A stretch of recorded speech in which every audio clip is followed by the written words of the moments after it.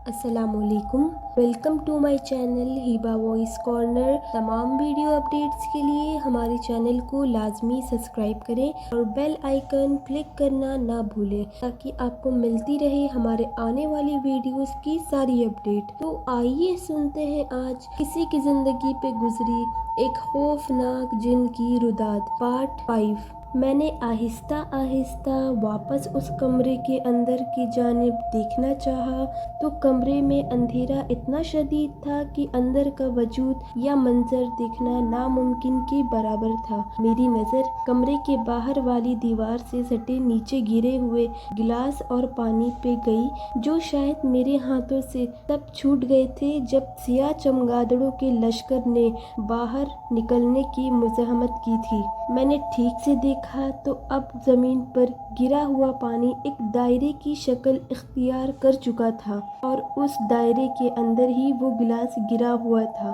पानी कुछ हद तक ज़मीन की प्यास बुझा चुका था और कुछ अपने वजूद का निशान भी छोड़ गया था। मैंने वापस उस कमरे के तरफ गौर करते हुए जब उस गिलास को उठाने के लिए हाथों को नीचे की जानिब ले गई तो मैंने नीचे गौर किया।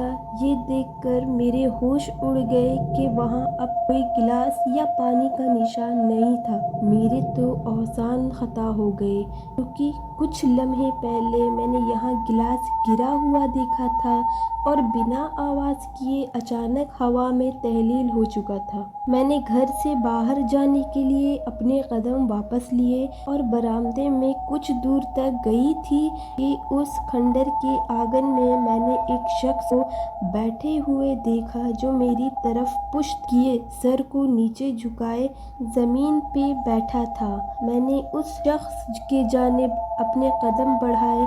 4 कदम पे मैंने देखा वो शख्स बिल्कुल सियाह था, जिसके जिस्म पे कपड़ों की शय नहीं थी। बावजूद इसके उसके जिस्म से काले सियाह धुएं मुसलसल निकल रहे थे। मैंने धीमे धीमे कदमों से चलते हुए उस शख्स की पुश्त के पीछे आकर खड़ी हो गई। मैंने अपना हाथ उस शख्स के बाजू पर रखा तो मेरी खौफ से चीखें निकल गईं। मैंने जल्दी अपना हाथ हटाया और जब उसे देखा तो मेरे हाथ का वो हिस्सा बिल्कुल जल चुका था और हाथ के उस हिस्से की खाल काली स्याह हो चुकी थी। मैंने उस शख्स को वापस देखा तो अब वहाँ मेरे सिवा कोई और नहीं था। मैंने महसूस किया कोई मेरे कानों में सरगोशी कर रहा है। मैंने पलट कर देखा तो मेरे सामने वही शख्स था, सियाह बाल जो उसके कंधे तक लंबे और घने थे